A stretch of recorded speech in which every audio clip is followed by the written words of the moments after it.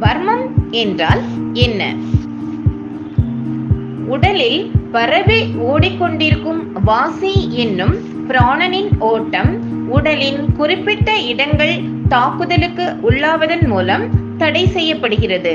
அவ்வாறு தடை செய்யவல்ல இடங்களை வர்மத்தலங்கள் என்கிறோம். இத்தலங்களை அழுத்தி பார்த்தால் வலி ஏற்படும்.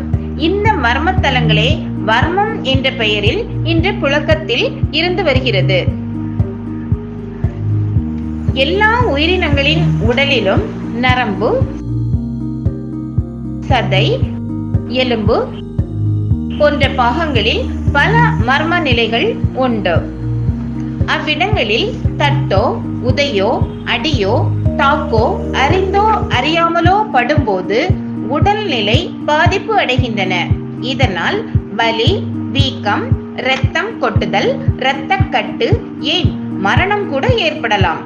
ஒருவருக்கு எந்தெந்த இடத்தில் அடிபட்டால் என்னென்ன அறிகுறிகள் தென்படுமோ அந்தந்த அறிகுறிகளை அறிந்து எவ்வளவு நேரத்திற்குள் இறக்க வேண்டும் என்பதும், பொறியில் அடிபட்டு கிடப்பவரின் எந்த உறுப்பு பாகத்தை தட்டினால் எழுவார் என்பதும், அவரது காது, நாசி போன்ற பகுதிகளில் நசியம் செய்ய வேண்டிய வழிகளையும், அபாயம் நீங்கும் வழிமுறைகளையும், குணமாக்க செய்து கொடுக்க வேண்டிய கஷாயம், மாத்திரை, தைலம், எண்ணெய் போன்றவற்றையும், பச்சிலை கொண்டு சிகிச்சை அளிக்கும் வகைகளையும், பத்தியத்தோடு எவ்வாறு மருந்துகளை சாப்பிட வேண்டும் என்ற விதிமுறைகளையும் முறைப்படி விளக்குவதால் வர்மக்கலையையும் ஓர் மருத்துவ கலையே என்பதில் பெருமிதமே.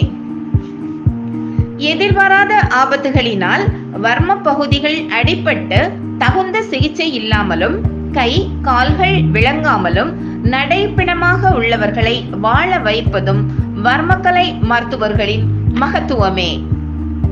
வர்மக்கலையை முறையாக நுணுக்கமாக கற்றவர் எதிரியை வீழ்த்தும் முறையையும், வீழ்ந்த எதிரியை எழுப்பும் முறையையும் தெரிந்து வைத்திருப்பார்கள். ஆகையால் வர்மக்கலையை ஓர் போர்க்கலை என கருதுவதும் உண்டு.